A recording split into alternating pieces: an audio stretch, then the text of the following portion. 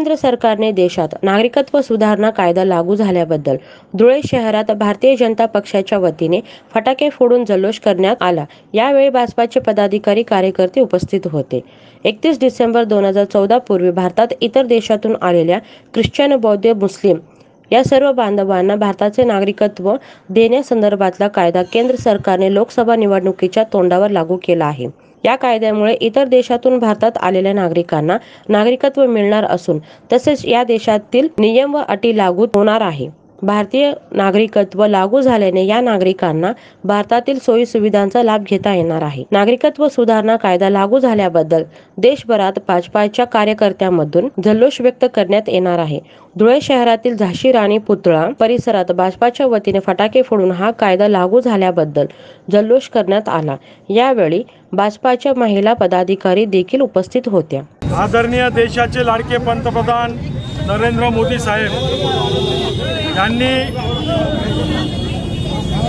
सीएचा जो कायदा पारित केला आणि कालपासून जो रात्री 12 वाजेपासून या देशात लागू झाला त्याबद्दल धुळे महानगर भारतीय जनता पार्टी जिल्हाध्यक्ष गजेंद्र अंपळकर, माजी आमदार बाबासाहेब हिरामनप्पा, सर्वच पदाधिकारी यांच्या नेतृत्वात आज या ठिकाणी आम्ही जल्लोष साजरा केला।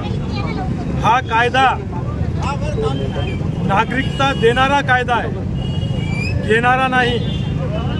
31 डिसेंबर 2014 पूर्वी जे अफगाणिस्तान, पाकिस्तान, बांगलादेशातून जे जैन धर्मीय, ख्रिश्चन धर्मीय, बौद्ध धर्मीय, शीख धर्मीय हे भारतात आलेले त्यांना कायमचं भारतीय नागरिकत्व देण्याचा हा कायदा आहे।